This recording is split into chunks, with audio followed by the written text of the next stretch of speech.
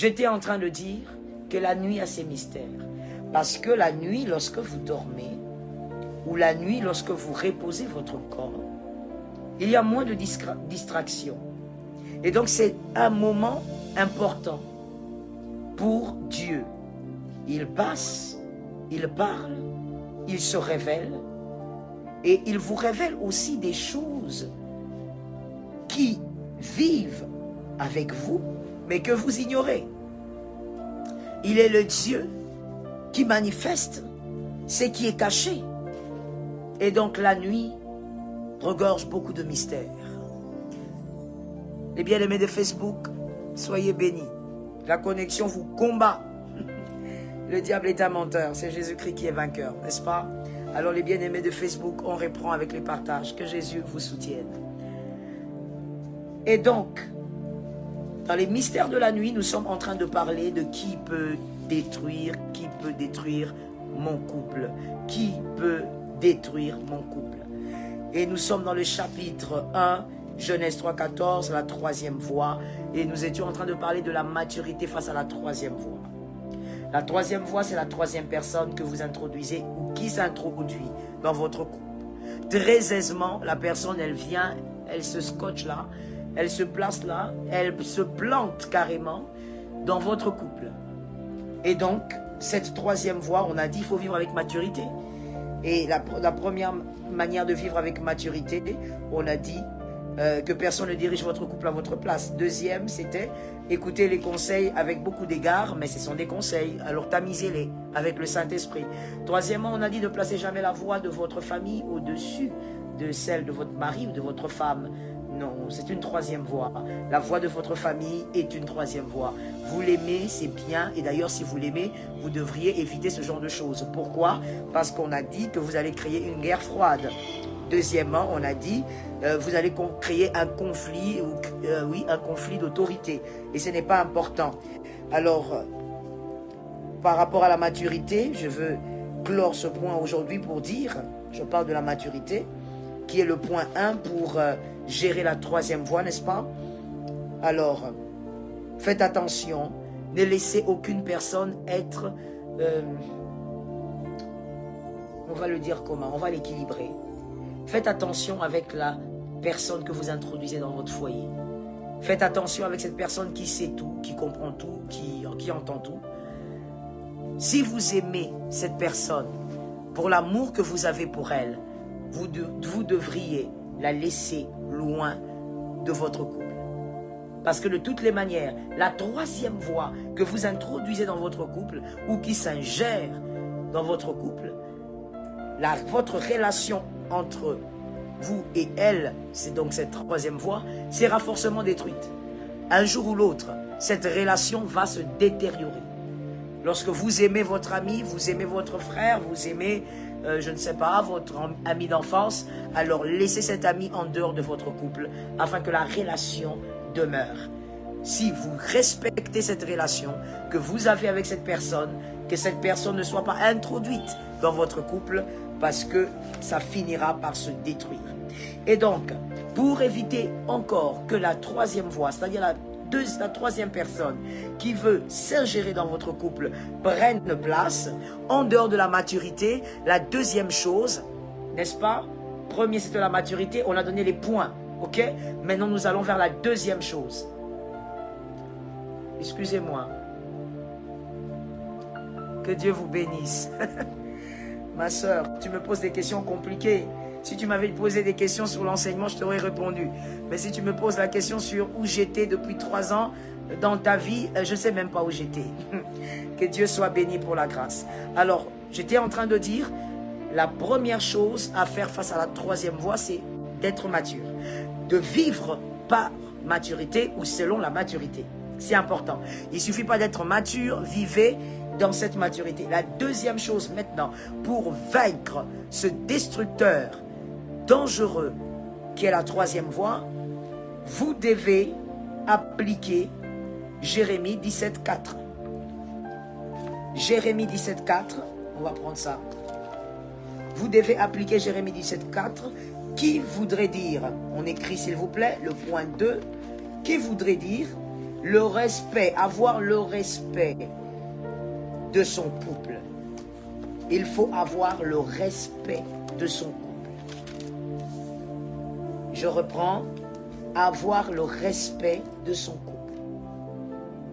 Que Jésus bénisse les personnes qui sont là. Facebook, vous tenez. Vous êtes arrivés, oh, on a eu un problème de connexion avec vous. Mais j'ai dit, le diable est un menteur, n'est-ce pas? Jésus est vainqueur. Alors, Jérémie 17. Jérémie 17, 4. Laissez-moi le temps de trouver ça chez moi aussi. Est-ce que vous avez écrit le point 2? Le point 1, c'était la maturité. Le point 2, le respect de son couple. Alors, Jérémie 17, 4 dit ceci. Tu perdras par ta faute l'héritage que je t'avais donné. Ça, c'est la première partie. La deuxième partie continue. Je t'asservirai à ton ennemi dans un pays que tu ne connais pas, car vous avez allumé le feu de ma colère et il brûlera toujours. Prenons la première partie. Jérémie 17, 4. Tu perdras par ta faute l'héritage que je t'avais donné. Qui perdra l'héritage? Moi, vous. Par votre propre faute, par ma propre faute. Cette parole, cette écriture est tellement claire. L'héritage vient de Dieu. Il te donne une chose qui est censée te bénir. Il te donne un foyer qui est censé te bénir. Mais si tu ne fais pas attention, tu perdras ce foyer par ta faute. Ça ne sera pas la faute de la troisième voie.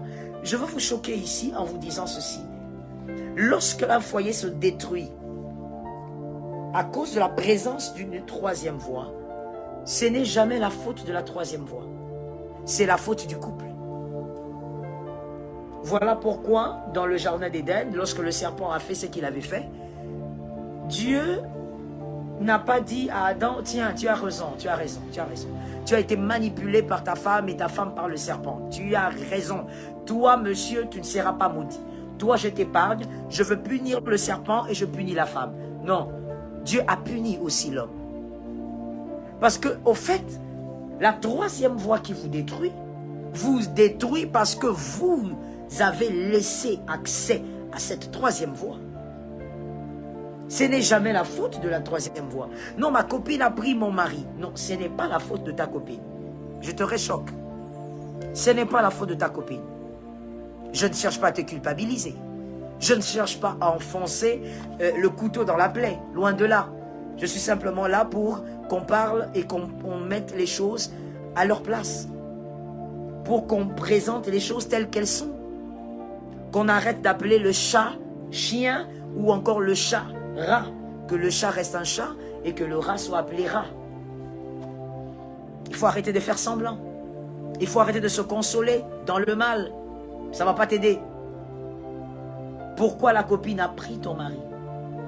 Est-ce parce que tu as été imprudente, inconsciente?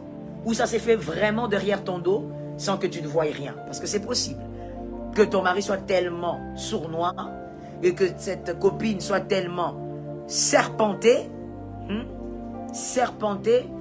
diabolisée, qu'ils aient fait quelque chose, ils aient créé leur histoire derrière ton dos sans que vraiment toi tu ne sois au courant. Et toi de ton côté, tu as fait ce que tu avais à faire en tant qu'épouse, donc tu n'as laissé aucune brèche. Mais il y a des gens comme ça, des cœurs de serpent. Mais on ne parle pas de ça. On parle de la troisième voie. C'est-à-dire, c'est une personne qui est entrée dans ton foyer. Tu la vois entrer. Tu la vois s'ingérer. Tu la vois prendre place. C'est une personne que toi-même aussi tu as attirée dans ton foyer. C'est de ça qu'on parle au fait. On ne parle pas de ce cas-là où tu es dépassé, tu as fait confiance aux gens et puis ils t'ont trahi. Ça existe, la trahison existe. Mais on ne parle pas de la trahison. On parle de la troisième voie. On a fait entrer quelqu'un. Ève, elle s'est permise de parler avec le serpent et de dire des choses qu'elle ne maîtrisait pas. Parce que Dieu n'a jamais parlé à Ève au sujet des interdictions. Dieu a parlé à Adam et Dieu a dit, tu dis à ta femme. Dieu avait parlé à Adam. Dieu n'avait pas parlé à Ève. Non, cet arbre, tu ne mangeras pas. Dieu a dit à l'homme. Voilà pourquoi quand Dieu vient le soir, il dit à l'homme, où est-ce que tu es? Il dit, je me cache, je suis nu. Il dit, mais qui t'a dit que tu étais nu? As-tu mangé? Dieu n'a pas dit, avez-vous mangé? Mais Dieu savait qu'ils étaient à deux. Il a dit, as-tu mangé? Parce que c'est à toi que j'ai imposé une interdiction. C'est à toi que j'ai donné les instructions. Donc, mon frère, ma soeur, lorsqu'on laisse la troisième voie entrer dans son foyer, quand le foyer se détruit, ce n'est pas la faute de la troisième voie. C'est votre faute. C'est votre faute. La Bible dit, protège donc ton héritage. Parce que tu risques de perdre ton héritage par ta propre faute. Comment? Par une certaine négligence. Le point 2, nous disons, le respect de son couple. Pour garder la troisième voie à distance, il faut respecter son couple. Quelqu'un m'a dit répéter, quelqu'un m'a dit plutôt respecter son couple. Quelqu'un m'a dit respecter son couple. Alors je dis ceci, on peut avoir du respect pour son mari, on peut avoir du respect pour sa femme, sans avoir le respect pour son couple. C'est possible. Je vous laisse quelques minutes de réflexion. C'est très possible. Et d'ailleurs, ça se fait tous les jours. Et des fois même, ça se fait devant vos yeux. Ou peut-être encore, c'est vous-même qui le faites. On peut avoir le respect pour son mari, le respect pour sa femme, sans avoir le respect de son couple. Quand on est avec sa femme, on a beaucoup de respect, on honore sa femme. Quand on est avec son mari, on est une femme obéissante, on honore son mari, on respecte son mari, mais on n'a pas le respect pour le couple. On n'a pas le respect pour le couple. Avoir du respect, je veux parler aux célibataires. Lorsque vous rencontrez un homme, mademoiselle, qui a du respect pour vous, c'est bien, c'est un bon début, mais ce n'est pas suffisant. Monsieur, également, lorsque vous rencontrez une femme, elle est merveilleuse. Dans les fiançailles, c'est vrai que les femmes sont encore plus... elles font un peu plus semblant que les hommes, ça il faut le dire. Hein. Bon, peut-être c'est parce que la femme a eu à causer avec le serpent dans Genèse, je ne sais pas. Mais la femme sait faire semblant par rapport aux hommes. Je dis en général, je suis dans les généralités. Il y a toujours des exceptions incroyables. Mais vous voyez, lorsque monsieur, vous rencontrez une femme extraordinaire dans les fiançailles, elle est bien, elle est gentille, elle a de l'humour, elle a tout ce que vous voulez au fait. Lorsque cette femme vous respecte, je parle des fiançailles, c'est pas encore suffisant. Au fait, monsieur, madame ou mademoiselle, vous devez vérifier dans les fiançailles si cet homme aura du respect pour votre couple. Si cette femme aura du respect pour votre couple. Et je crois que déjà dans les fiançailles, vous pouvez le savoir. Oui, on va le découvrir tout à l'heure. Vous pouvez déjà le savoir dans les fiançailles. J'ai vu des hommes être très amoureux de leur femme. Et il est tellement amoureux. Et même sa famille sait voir que, waouh, il est très amoureux de sa femme. Mais le même homme ne respecte pas leur couple. Ils sont mariés. Le même homme ne respecte pas leur couple. Alors je veux vous expliquer comment. C'est que vous dites aux gens, sur votre couple, révèle ou dévoile le respect que vous avez envers votre couple ou le mépris que vous avez envers votre couple. C'est que vous dites aux gens au sujet de votre couple.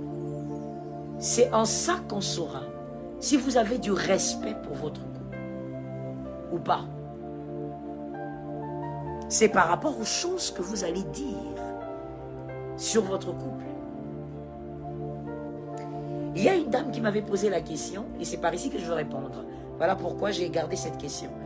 Qui avait posé la question pour dire, pasteur, vous dites qu'on ne doit pas parler, on ne doit pas se confier à la troisième voie, et la troisième voie est dangereuse. Mais comment on fait quand on craque, quand ça ne va plus? On a besoin de parler pour se libérer, on a besoin de voir quelqu'un. Non, je n'ai jamais dit qu'il fallait se confier à personne. Je ne l'ai jamais dit. Je ne l'ai jamais dit. Je n'ai pas dit qu'il ne fallait pas se confier à quelqu'un. Mais j'ai plutôt dit, je crois le premier jour, qu'il fallait savoir à qui se confier. Il y a des personnes qui peuvent vous écouter, qualifiées pour vous écouter. Et ces personnes ne vont pas détruire votre foyer. Ces personnes ne vont pas faire du mal à votre foyer. Si Dieu vous a fait grâce, permettez-moi de dire ça comme ça. On est dans un monde compliqué maintenant, c'est la fin des temps, donc c'est un temps très compliqué. Comme l'apôtre Paul dit à Timothée, les gens seront pervers, fanfarons, amis de l'argent, orgueilleux. Donc nous sommes dans un temps où il faut vraiment qu'on appelle le chat par son nom si nous sommes des prédicateurs. Parce que sinon, le peuple de Dieu risque d'être dans un flou.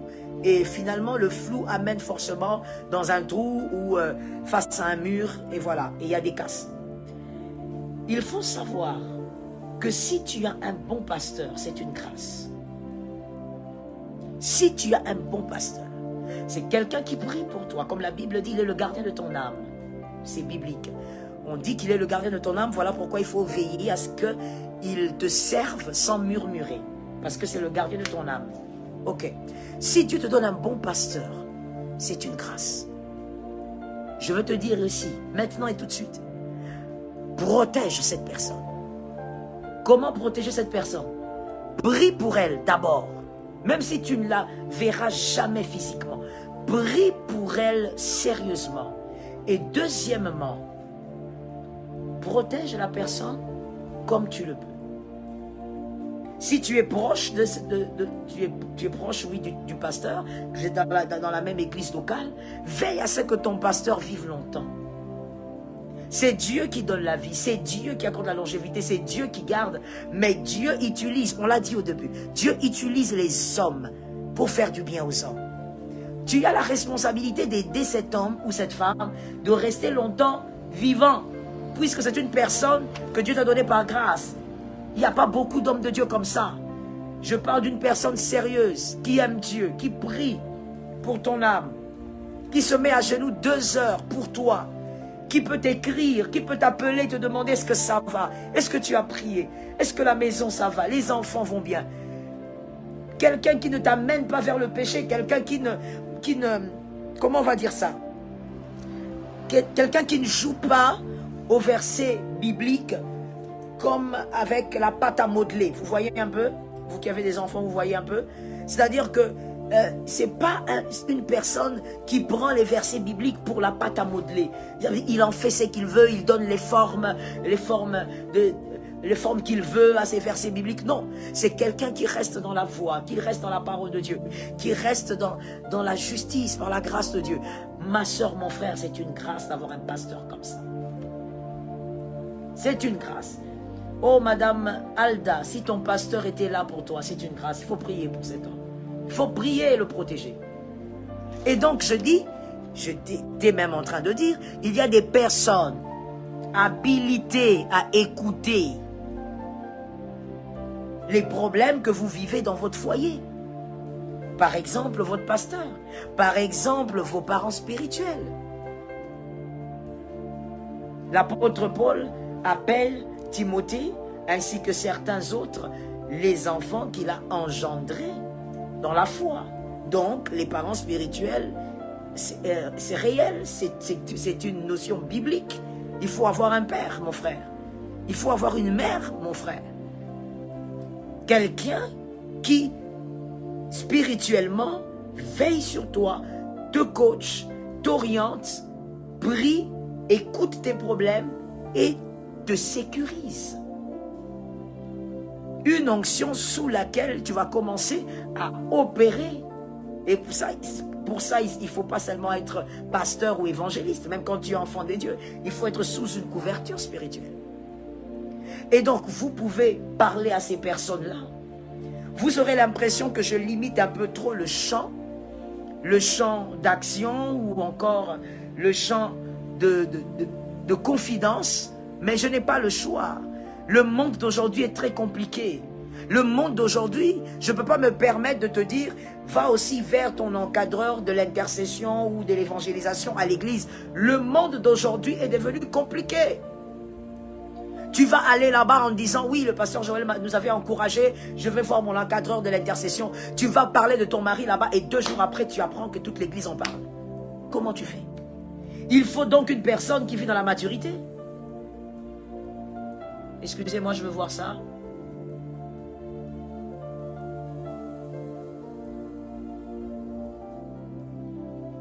Oh, ma soeur, que Dieu vous restaure. J'étais en train de lire un message d'une soeur sur YouTube qui disait « Mariée à 20 ans, divorcée à 25 ans. » Oh my God. Elle dit qu'il lui fallait un bon pasteur à l'époque, malheureusement, pour elle. Oh, ma soeur, c'est vrai, c'est triste. C'est vrai, c'est lamentable même. Mais il est le Dieu de la récupération. Tout est possible à celui qui croit. Si il est le Dieu qui a récupéré Ruth, une Moabite, mariée, veuve de son état, il est le Dieu de la récupération. Crois qu'il te fraye un chemin différent. Crois-le, ma soeur. Et donc, j'étais en train de dire que il est très compliqué pour moi de vous dire, allez-y, approchez la personne qui prie beaucoup à l'église, allez approcher cette dame qui est toujours bien rangée dans l'église, qui porte toujours une très longue jupe, allez lui parler. Quand vous lui parlez, elle a les yeux fermés, elle parle en langue. Ma soeur, ça ne veut rien dire. Ça ne veut rien dire. Je veux choquer quelqu'un en disant, beaucoup prier ne veut pas dire avoir assez de maturité. La maturité, c'est autre chose. La maturité, c'est autre chose. Aller à l'église tout le jour ne veut pas dire qu'on a la maturité qu'il faut pour gérer un couple. Parce que lorsque vous parlez à quelqu'un de vos problèmes, cette personne, même si elle ne viendra pas dire faites ci, faites ça, c'est une personne quelque part qui pourra vous aider, je précise, vous aider à gérer votre couple. C'est une personne qui pourra vous aider à gérer votre couple. Et donc, ce n'est pas parce qu'on jeûne beaucoup qu'on a la maturité de gérer le couple de son frère, de sa soeur. Ce n'est pas parce qu'on entre tout le temps en retraite, qu'on entend Dieu tout le temps, on prophétise pendant 45 minutes d'affilée, qu'on a la maturité pour aider ou pour accompagner un couple dans la gestion de ses problèmes. Et vous savez que... Alors, j'ai dit, il y a une question sur YouTube, comment connaître son père, sa mère spirituelle? Alors, je réponds rapidement à cette question-là, d'accord? Je réponds rapidement parce qu'elle est simple. Priez d'abord. Priez. Priez, demandez au Seigneur de vous orienter vers votre parent spirituel. Parce qu'en réalité, vous n'allez pas fabriquer cela. Vous n'allez pas simplement choisir. Voilà, moi je veux celui-là parce que j'aime sa manière de parler, parce que j'aime sa manière de se tenir du haut de la chair. Non, c'est pas charnel ces choses. C'est hautement spirituel. Et donc, priez. Et le Saint-Esprit va commencer à vous convaincre. Je vais vous donner un exemple assez troublant quand même. Il y a une dame, et je pense que quand elle va suivre ce direct, elle va se reconnaître. Il y a une dame qui était venue une fois me voir au bureau. Et elle me dit, voilà pasteur, moi je sens la conviction depuis un temps que vous devez être ma mère spirituelle. Alors je lui dis, c'est compliqué parce que je sais, je connais ta situation, tu es marié, tu as des enfants et tu pries quelque part. Donc je ne peux pas être ta mère spirituelle alors que tu as déjà un père spirituel. C'est un peu compliqué, il ne faut pas faire un peu du n'importe quoi dans les choses de Dieu. Donc il faut être ordonné. Moi je suis d'accord à ce que tu continues de venir dans les cultes des femmes et puis voilà, ça te bénit, gloire à Dieu. Mais en tout cas, je reste là disposé pour toi par la grâce de Dieu à chaque fois que je le pourrai. Mais voilà, je ne peux pas être ta mère spirituelle. Et puis elle était là, elle était triste. Et à la fin, elle n'a pas trop insisté, mais tout à la fin, elle a dit, moi je sais ce que Dieu m'a dit, je crois et tout ça. Bon, moi j'avais déjà dit ce que j'avais à dire. Mais vous savez, je crois 1 année, 2 ans après, le Seigneur me donnait des messages pour elle. Mais les instructions que le Seigneur me donnait pour elle étaient des instructions que, je veux le dire comment, il faut que je le dise bien pour que tu comprennes. Les instructions que Dieu me donnait pour cette dame étaient des instructions que seul un parent spirituel peut donner à une âme. Ce ne sont pas les instructions d'un pasteur, ce ne sont pas les instructions d'un encadreur, mais le Seigneur demandait à cette femme de faire des choses, certaines choses avec moi, que seul un parent spirituel peut le faire avec son fils ou sa fille. Et c'était troublant pour moi, parce que j'ai vécu ça 2-3 fois, et j'étais troublé, j'avoue, et je lui ai même dit dernièrement, que les 2 premières fois, j'ai reçu l'instruction, mais je ne lui ai pas dit. Je ne lui ai pas dit. J'étais bouleversé, j'étais un peu troublé. J'ai dit, non, je ne peux pas lui dire ça. Et la 3e fois, c'était justement il y a quelques jours. Je vous assure, cette histoire est récente. Il y a à peine... c'était le jeudi passé d'ailleurs. Ouais, c'était le jeudi passé. Donc il y a à peine quelques jours. Et donc je reçois l'instruction. Je dis, mais c'est quoi encore ça? Et quand je lui dis, elle est là, elle me regarde. Et j'étais obligé de lui envoyer un message vocal après le culte des femmes pour lui dire, je suis troublé. Je suis troublé parce que j'ai refusé quelque chose à cause de certains principes dont je tiens, dont moi personnellement je tiens. Ce ne sont pas forcément des principes bibliques, mais ce sont des principes que je me suis imposés. Mais j'ai l'impression que Dieu est en train de m'imposer quelque chose là. Il m'impose quelque chose. Alors, quand je lui parle de l'instruction, elle me dit, pasteur, ça fait plus de 2 ans que moi je suis venu vers vous et je vous ai dit que Dieu m'avait dit que vous devez être ma mère spirituelle. Donc, c'est pour dire que ces choses passent par la révélation. Ce ne sont pas des choses qui montent au niveau de la chair, au niveau d'un peu de chair de poule, quand quelqu'un prêche, tout ça. Non, c'est spirituel. Priez pour ça. On va bientôt carburer dans la prophétie. Mais évoluons un peu par rapport au respect dans son couple, sinon on va partir sans comprendre la nuance entre respecter son mari et respecter le couple. J'étais déjà en train de dire que celui qui dit des choses sur son couple, dans ce qu'il dit, on peut savoir s'il y a le respect du couple. Petit 1, nous sommes dans le point 2, n'est-ce pas? Le respect du couple. Petit 1, parmi les choses qui révèlent que vous ne respectez pas votre couple, même si dans votre maison vous avez du respect pour votre mari, pour votre femme, mais voici les éléments. Premièrement, une personne qui critique son couple. Mais c'est vraiment étrange. Comment tu critiques ton couple? Parce que moi personnellement, je ne comprends pas. Tu critiques ton couple. Ça veut dire, quand tu es avec ton mari, oh, ton mari croit qu'il a épousé la meilleure des femmes. Hein. Soumise comme toi, ça n'existe pas. Obéissante comme toi, ça n'existe pas. Toujours disposée à faire du bien à son mari. Et tu es un homme incroyable. Tu es toujours là pour ta femme. Tu es, voilà, tu es toujours disposé à lui faire du bien. Ta femme se sent vraiment respectée avec toi. Mais quand tu es avec tes amis, tu te mets à critiquer ton couple. C'est-à-dire, tu te mets là à dire, vraiment, ce foyer-là, bah, je ne sais pas, je crois que j'aurais dû attendre. Je me suis mariée un peu trop vite. Je crois que j'aurais dû attendre. Je me suis compliqué la vie. Tu vois, tu n'es pas directement en train de critiquer ta femme. Mais tu es en train de critiquer ton couple et ça dénote d'un manque de... Comment tu peux critiquer ton couple? Mais la plupart d'hommes le font auprès de leurs amis. Certaines femmes aussi le font, mais très souvent dans la généralité, ce sont les hommes qui aiment ça.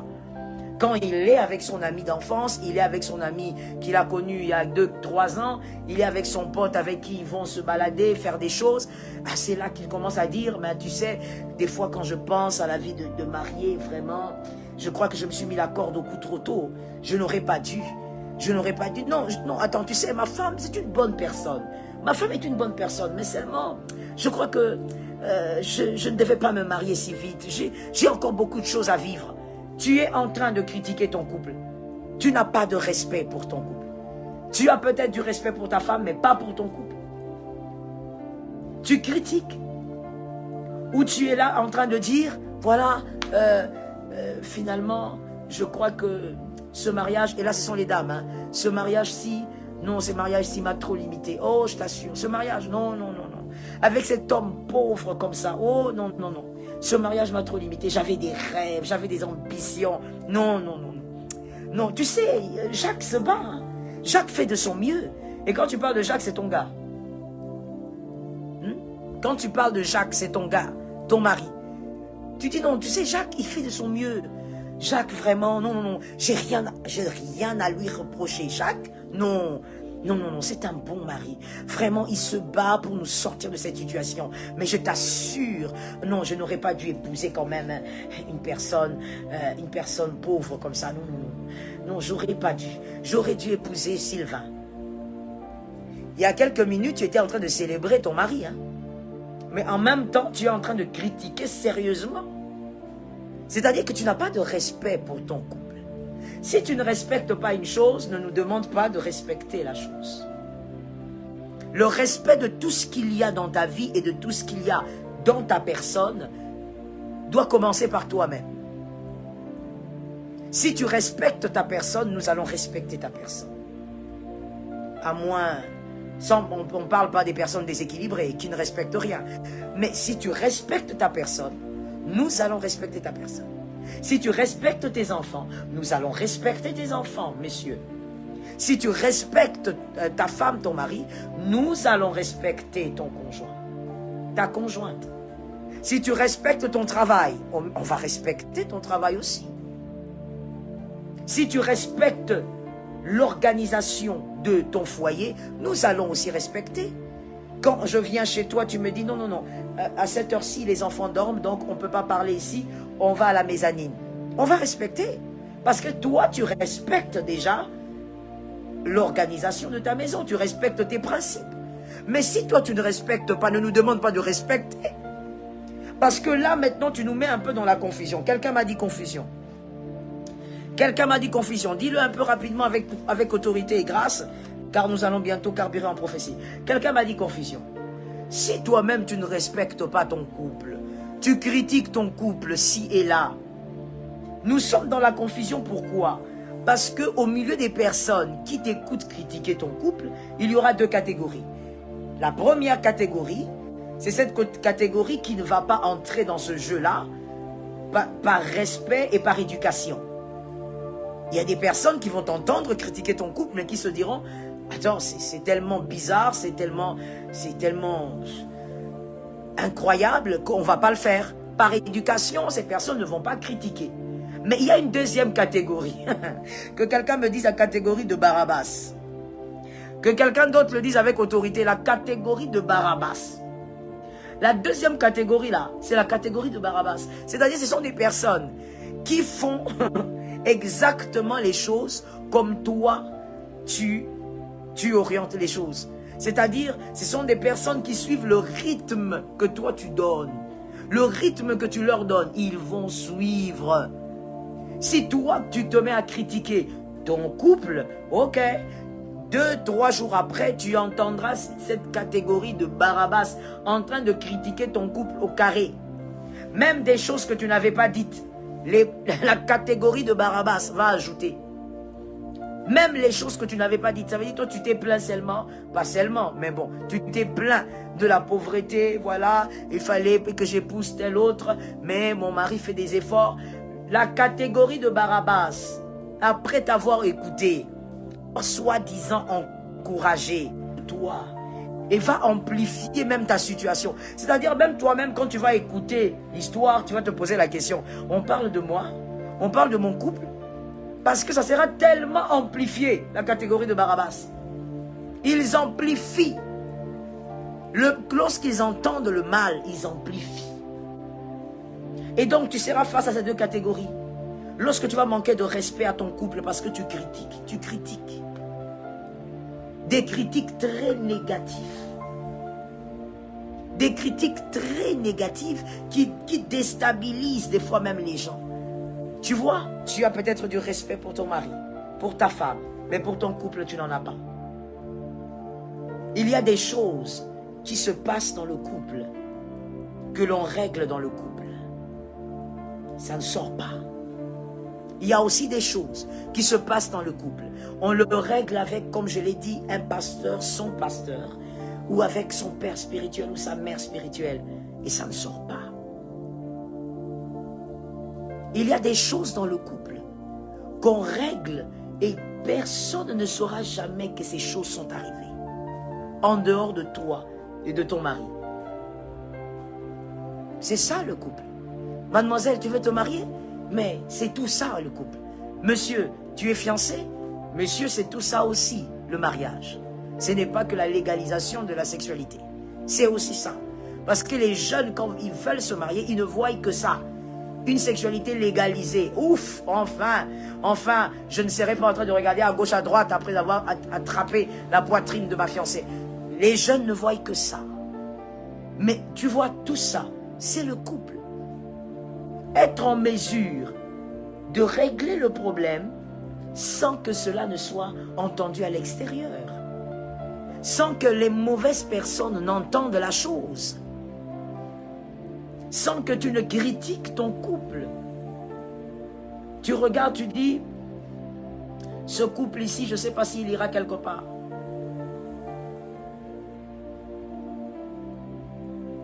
Excusez-moi, je suis en train de lire une question. Je crois qu'on va finir par cette question-là. Et on va continuer demain, évidemment. Il y a une demoiselle, je pense, qui dit, Pasteur, est-ce qu'on peut rester avec son père spirituel tout en restant hors du pays? Bien sûr. Je vous pose une question, mademoiselle ou madame, je ne sais pas. Est-ce qu'on peut rester avec son père biologique tout en étant en dehors du pays? Est-ce qu'on peut rester en contact avec sa mère biologique tout en restant en dehors du pays? C'est le même principe. Le père biologique vous a enfanté biologiquement. Vous avez son ADN. Le père spirituel vous a enfanté spirituellement, dans la foi, comme on dit. Dans la foi. Vous avez été engendré dans la foi. Et donc, c'est autant important, mademoiselle. Mais sauf que, des fois, quand on n'a pas bien lu la Bible, on ne comprend pas la valeur de certaines notions. Alors, mais quand on lit la Bible, on comprend justement que la paternité spirituelle est aussi importante que la paternité biologique. Et je peux même aller au-delà. Si vous n'avez jamais lu la parole de Dieu en cette matière, vous serez choqués, mais c'est ça la vérité. C'est que il y a d'ailleurs des réalités spirituelles que le père biologique ne pourra pas changer, que la mère biologique sera incapable de changer, mais qu'un parent spirituel pourra changer. Parce que le parent spirituel opère dans la dimension des esprits, le parent biologique, il opère dans la dimension du physique.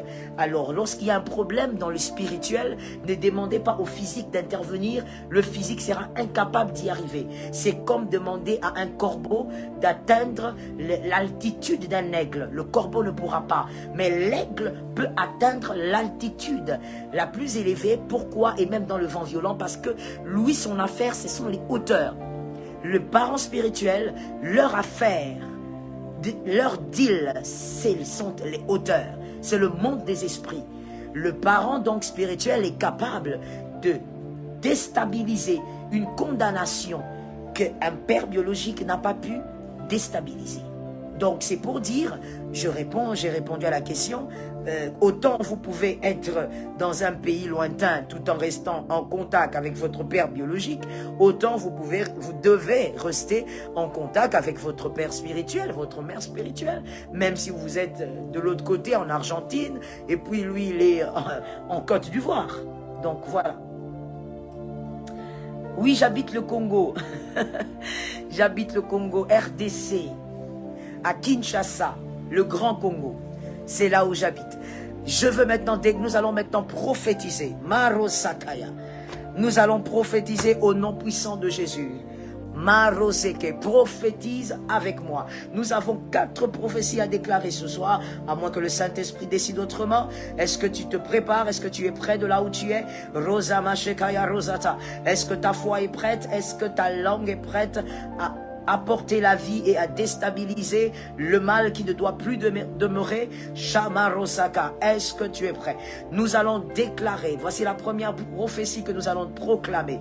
Nous allons déclarer que la 3e voie ne pourra pas dominer avec ses œuvres dans votre foyer, dans votre famille. Rosakaya, nous prophétisons, la 3e voie ne dominera pas. Quelqu'un a déclaré, Mashekaya, La troisième voie ne dominera pas avec ses œuvres de destruction dans ton couple, dans ta famille. Shamarosakaya, au nom de Jésus, par l'autorité du Saint-Esprit, la troisième voie ne peut pas demeurer. Shorizamashete, nous nous lèvons contre son pouvoir, contre ses œuvres. Shemaraseke, nous déclarons ses œuvres nocturnes ou même ses œuvres diurnes. Nous déclarons que ces œuvres n'ont pas de puissance, n'ont pas de force.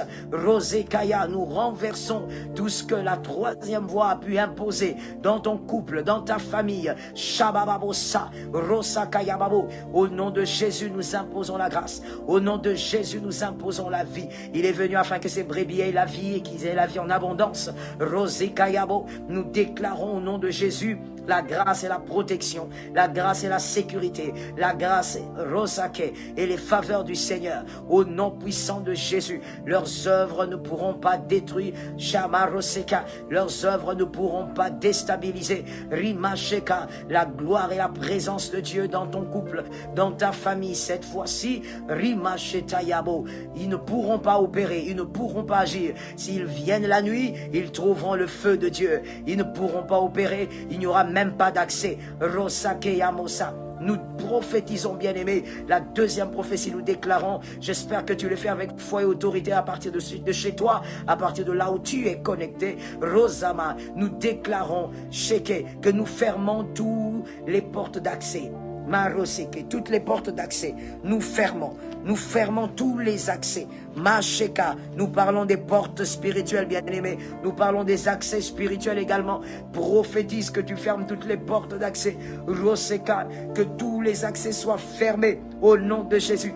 Toutes les portes spirituelles qui ont pu s'ouvrir par ton ignorance, par ta distraction, au nom de Jésus, nous les fermons. Maroseke, au nom de Jésus, nous déclarons cela fermé par l'autorité du Saint-Esprit. Ils sont incapables d'opérer. Il n'y a pas de porte spirituelle ouverte les permettant d'entrer, les permettant d'opérer, les permettant de maudire, les permettant de déstabiliser. Shema Rosekayabose. Nous fermons toutes les portes d'entrée. Roseke, tous les accès sont fermés. Au nom puissant de Jésus, par l'autorité du Saint-Esprit. Marasekayabo, Macheta, si tu avais ouvert une porte à partir d'une critique, je déclare que cette porte se referme. Si tu avais ouvert une porte à partir de la colère, Rosaka, je déclare la fermeture de cette porte. Au nom puissant de Jésus. Si tu avais ouvert une porte à cause de la rancune, à cause de la haine, je déclare que cette porte spirituelle par la grâce de Dieu se referme, que toutes ces portes se referment, que les accès soient fermés. Mashekaya Rasata, au nom de Jésus, la victoire est tienne par l'autorité du Saint-Esprit. It hurt good, more than I can say, but maybe love isn't holding on. Maybe it's knowing when to walk away.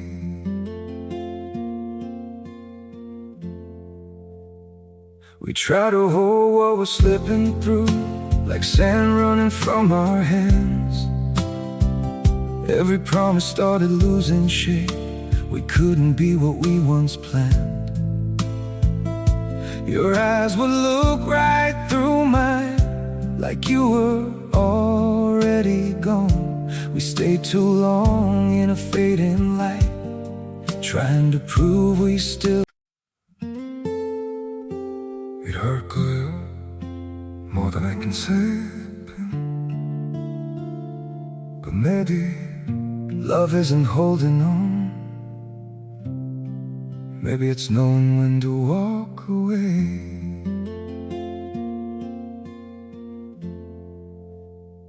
We try to hold what we're slipping through, like sand running from our hands.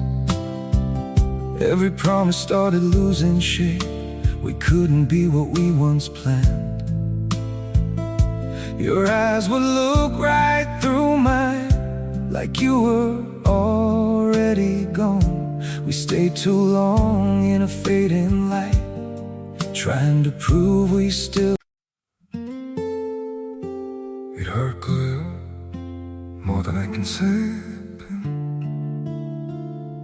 But maybe love isn't holding on.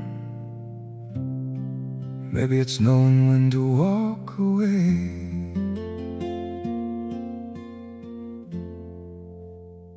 We try to hold what we're slipping through, like sand running from our hands.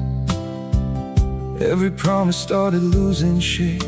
We couldn't be what we once planned. Your eyes would look right through mine, like you were already gone. We stayed too long in a fading light, trying to prove we still. It hurt clear, more than I can say. But maybe love isn't holding on. Maybe it's knowing when to walk away.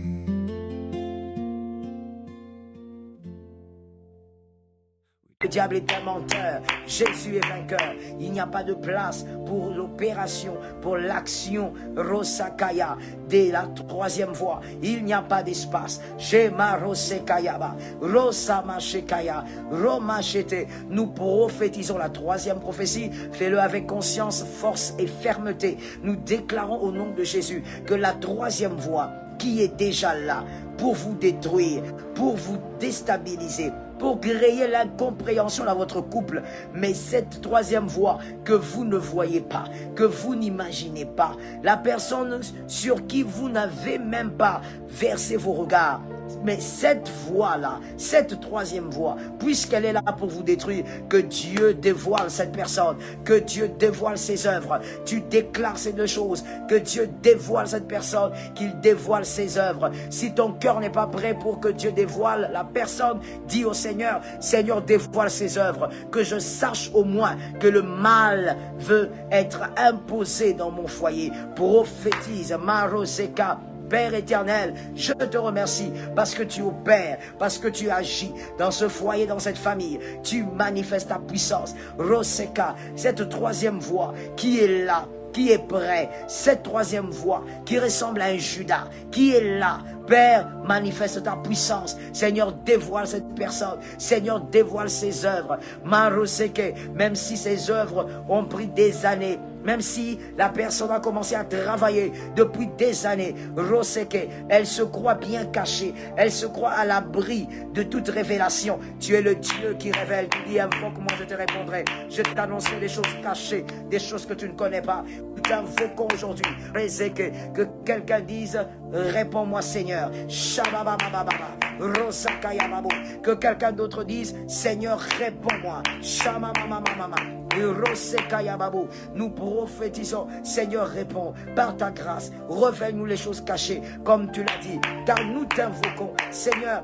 Dévoile cette personne, que le mal que cette personne est en train de faire s'arrête. Roseka, que cette personne sache que nous avons pour nous le Dieu d'Israël. Nous avons pour nous le Dieu de victoire. Celui-là, il a des chars, il a des chevaux, mais nous avons l'Éternel des armées.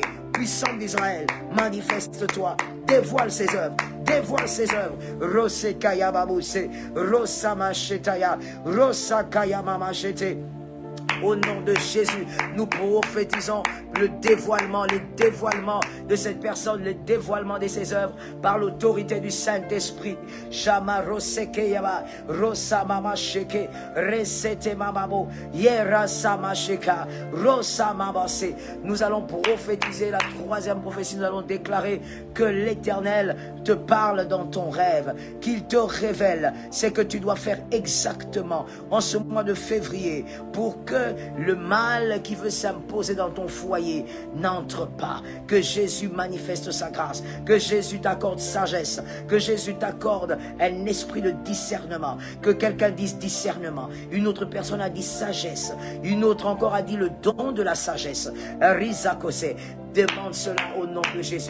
Mesharaseke, au nom de Jésus de Nazareth, puissant d'Israël, révèle-toi dans le songe, dans des visions, à mon frère, à ma soeur, révèle-toi. Rezakaya, nous appelons le Dieu, nous invoquons le Dieu qui accorde des visions aux hommes, qui accorde des révélations, le Dieu de Joseph, le Dieu de Daniel, le Dieu d'Ézéchiel, Rosake, de Shadrach, Meshach et Abednego, Rosamaboste, Maraseke, le Dieu de la révélation, le Dieu qui révèle les choses cachées que le cœur de l'homme ne connaît pas.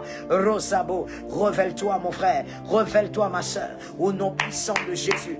Père, le don de discernement, le don de la sagesse. Accorde Seigneur le don de discernement, accorde-nous le don de la sagesse. Rosekemaya, que Seigneur éternel, le mal ne prenne pas place, que le mal ne règne pas, que le mal ne s'installe pas, que le mal, Seigneur, ne domine pas, que le mal ne passe pas par une porte. Shemarasete, accorde le don de sagesse, le don de discernement. Nous invoquons le Dieu de grâce au nom de Jésus. Seigneur, délivre-nous du mal. Shakayabosa, que quelqu'un déclare avec moi, Jésus, délivre-nous du mal.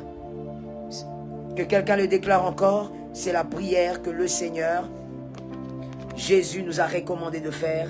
Délivre-nous du mal. Shamaresate. Oh oui, quand Jésus donnait cette prière, notre Seigneur et notre Maître savaient que le mal allait vivre de manière continuelle avec nous sur cette terre, que le mal allait être présent